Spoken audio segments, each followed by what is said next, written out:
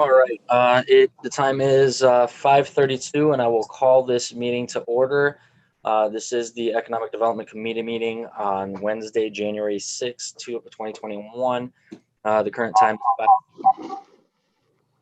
is 5:32, and I'm looking to do the roll. As I say your name, just say present or here. I got myself, Jazz Bellich, Dorothy Red, Present. Gene Crosby, Present. Angela Fellers, Present. Brad Lindmark, Present. Tim Neighbors. Tim is absent, and then Fred Westcott. Fred, unmute.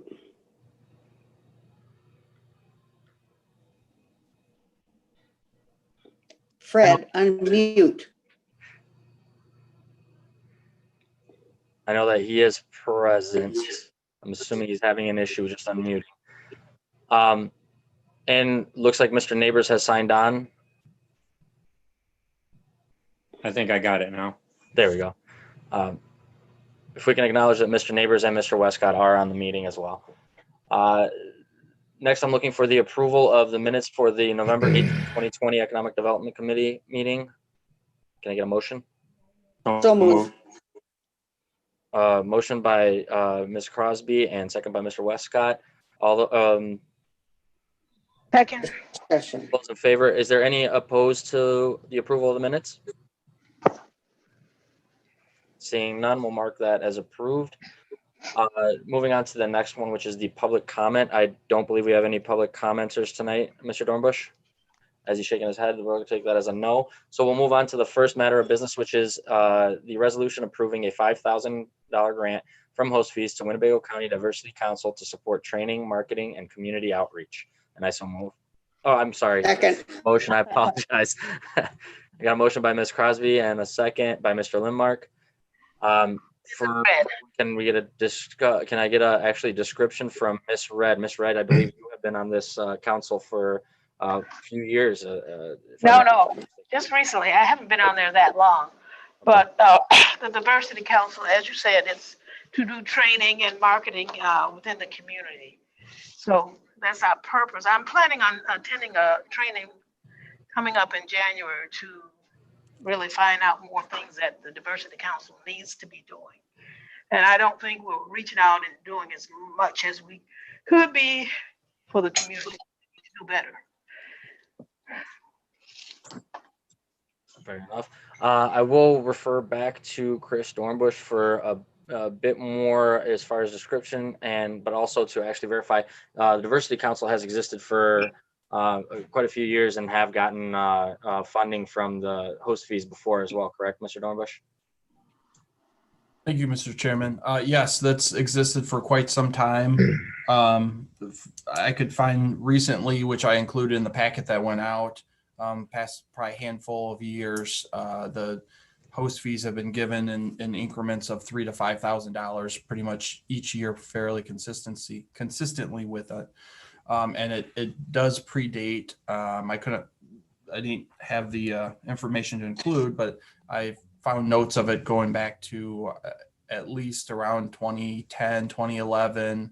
But my understanding is it's existed for quite some time before that. It's been made up of county board members, employees at Winnebago County to implement initiatives for Diversity Council. Thank you. Thank you, Mr. Chairman. Oh, Mr. Thompson, why don't you go ahead? Yes, thank you. Since I've been here since August, I've only attended, I think there's only been one meeting of the Diversity Council, and it's made up of a great group of community members. It's not only Dorothy and Tim, but there's other members of our community on the council, and they're really trying to do some great things. And one of the members of the council, I can't remember, Dorothy, it's one of your more veteran members of the council. He presented a request to me at my first meeting that they just need a little bit of funding to do some programming and some outreach and some training. And, I told him at that meeting, and I think it was back in September, that, I would see what I could do to try to increase or help the council with some funding. And so I initiated this request with Chris and with the help of Dorothy and Tim, and I support this 100%. I think it's a great initiative, and I don't think really they should have to ask every year for this funding. I think it should be something that we support on an ongoing effort. Thank you, Chairman. Ms. Wright, did you have a comment? I just said thank you, Chairman. All right. Is there any other questions or comments from the committee? I have one. Mr. Westcott? Yes, I think that it's a great idea to make this so it's, it's just an automatic every year. I think it'd be good for relationships and everything else. I agree, Fred. Thank you. With that, actually, Mr. Dornbush, I don't believe that it's necessary to take a vote on it, but could we move this item to the yearly gives list that we do, the one that contains the NIU outreach, as well as the other yearly gives like Severson Dells as well that we give? We can, Mr. Chairman, yes, we can certainly include that moving forward, but this would require, because it's approving $5,000 from host fee. So to allocate those funds, you would need the vote from committee and then on to county board for this. Correct. For the resolution tonight, we will have to vote on that, but for future reference to move this item to the yearly gives list. Yes. Any other questions or concerns from the committee? Mr. Village? Oh, yes. Yeah, Joe Shirelli. I also want to give my full support of that. All right. That Thank request. you. Thank you, Mr. Chairman, for the support. Any other questions or comments from the committee? With that, I'd like to do a roll call vote. Actually, we just do all those in favor. All those in favor of approving the resolution, approving a $5,000 grant from host fees to the Diversity Council. All those in favor, signify by saying aye. Aye. Aye. Any opposed? That passes unanimously. With that, we're moving on to our next matter of business, which is a resolution approving 2021 to 2025 Comprehensive Economic Development Strategy, or SEDS, for the Northern Illinois region. And can I get a motion for that approval? Got a motion by Mr. So Lynn, move. second by Mr. Neighbors. With that, I'd like to welcome Mr. Dunn Jr. From R1PC, who actually put the SEDS program together with us and the other community partners, and to give a description of the SEDS program and what its aim is and what we've done so far. Sure. Thank you, Chairman. I'll try to be brief. This is the third comprehensive economic development strategy for our economic development district, and that's SEDS is the short descriptor for that.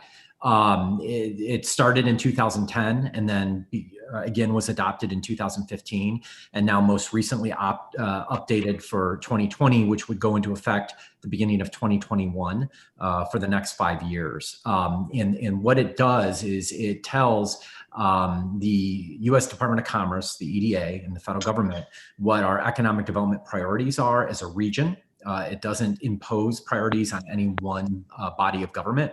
It's kind of a collective strategic plan that everybody's been able to participate in. Our economic development district is defined by the counties as McHenry, Boone, and Winnebago County.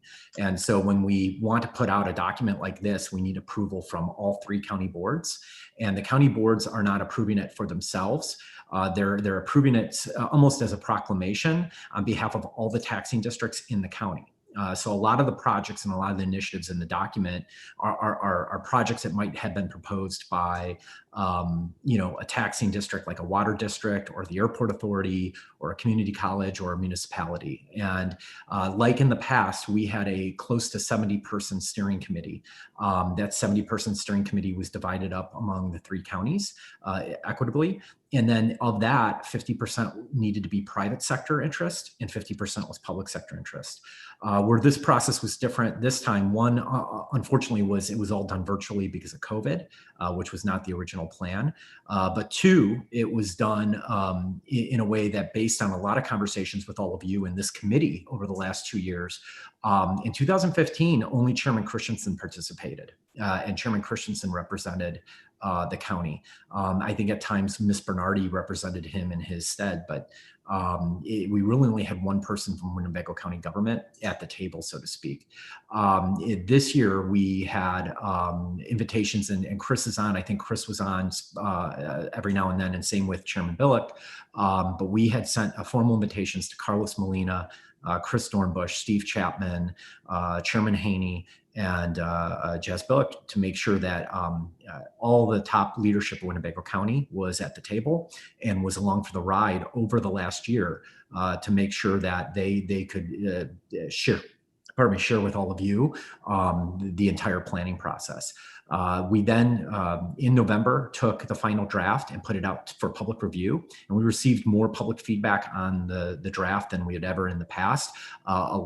Some people sent pages and pages of feedback on it. We incorporated that feedback into the final document, and then had our regional planning council, which Chairman Shirelli sits on, and all the county mayors for the most part sit on. The regional planning council adopted it and approved it.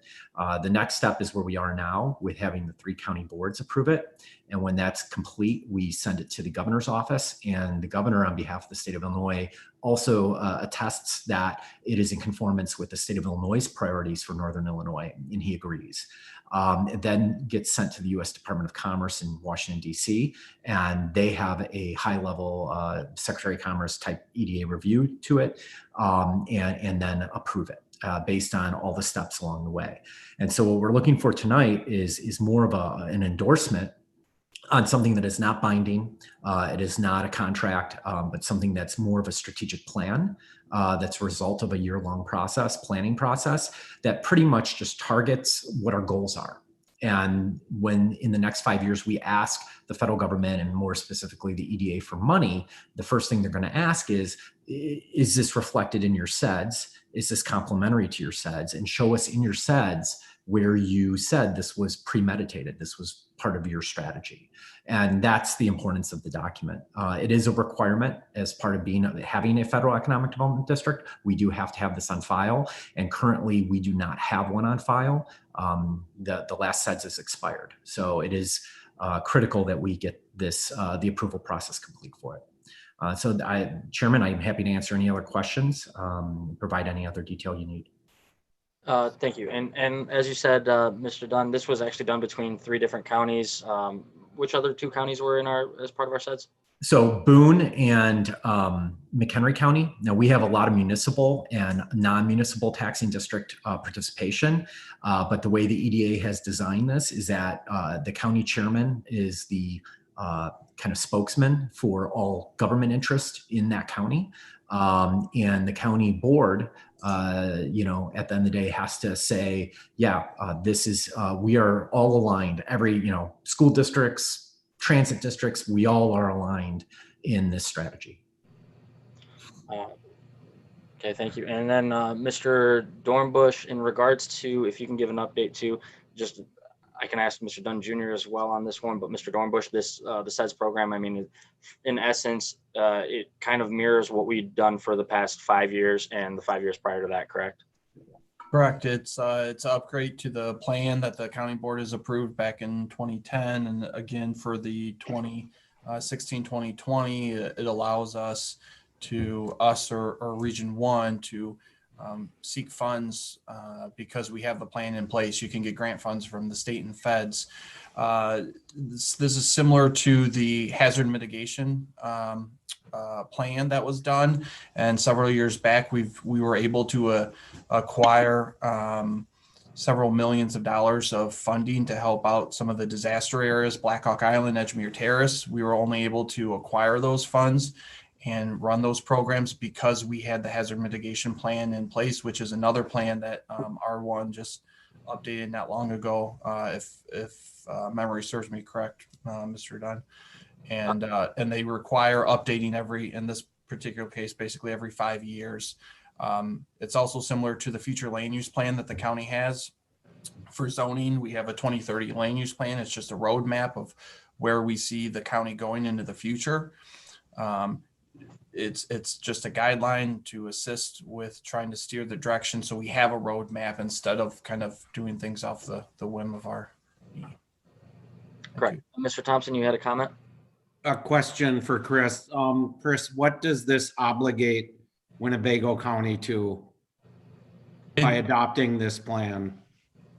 It doesn't necessarily obligate us anything. If there's a economic development that comes up, you can follow the plan, but you don't necessarily have to. But it's nice to have a plan, so you have that potential of getting those grant funds of those areas that are already established and known. So it's just kind of formalizing the fact that there's certain areas in the county that are in this county or other counties, and what's our hubs, what's our strengths, what's our weaknesses, as they did throughout the document through SWOT analysis. But it does not hold the county accountable for giving or doing certain things. Okay, thank you. It's not like it's not like a redevelopment agreement where you say you're going to give this no matter what, or so Right. forth. So thank you. Yep. All right. Any? I have a question. Ms. Red? We're not obligated financially to this document, right? Correct. Did I understand? Okay. We're not financially obligated to anything with this document. It is a future kind of plan or guideline, but there is no obligated projects. There's no obligated giving money or anything like that, and we cannot face any kind of litigation from not doing a project or not being part of a project either. So I don't know, like we have other industrial districts that are not being fully used. So how would that fit into this plan? I'll actually let Mr. Dunn Jr. Answer that one. So good evening, Board Member Red. There could be, and I'd have to refresh my memory, it's a large document. There is strategies in there that discuss brownfield redevelopment, investing into disadvantaged areas, especially when you look at energy resiliency and looking at areas where we need to be more self-sustaining when it comes to renewable energy.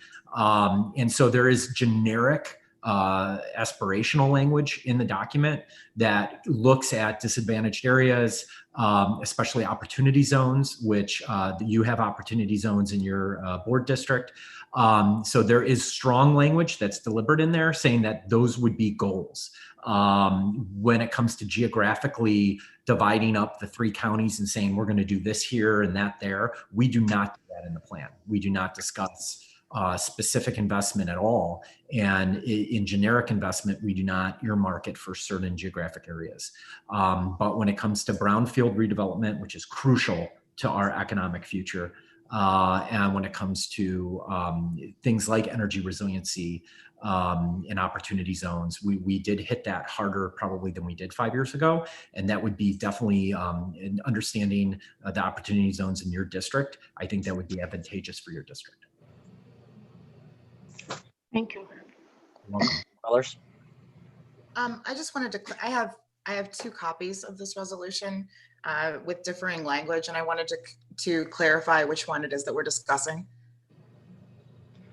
The language, I believe, if I'm not mistaken, Mr. Dornbush, it is the one that was sent in, that was in the original, the original agenda, if I'm not mistaken.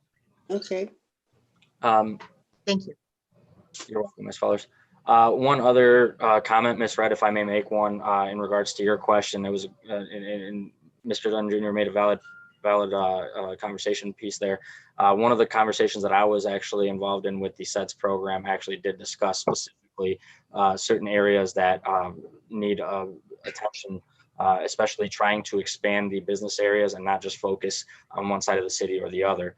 And there was a heavy influence as far as obviously the growth that we're seeing so far from the airport area, as well as the southern portion of it with Amazon and all those other distributors and industrial growth that we're seeing in that corridor, that would actually continue to come to our area, and that we would present something that, you know, be a part of a plan that actually could bring more businesses to the area and more jobs.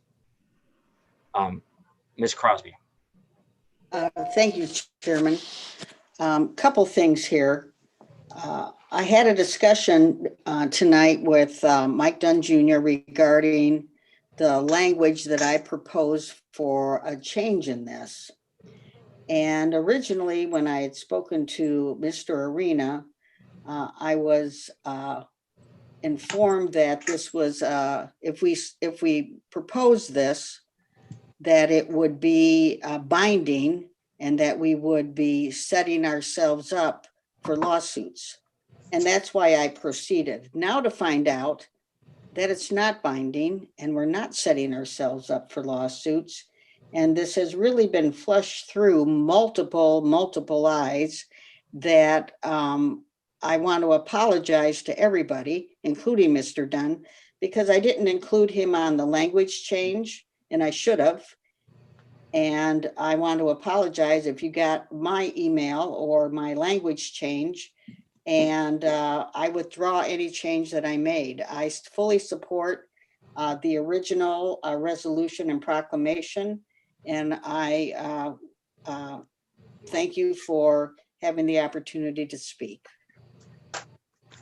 Thank you, Ms. Crosby. And in regards to that, just to, if a follow-up, if I may, from the state's attorney's office, I know that question was brought up a couple times by people, obviously just vetting in that regard.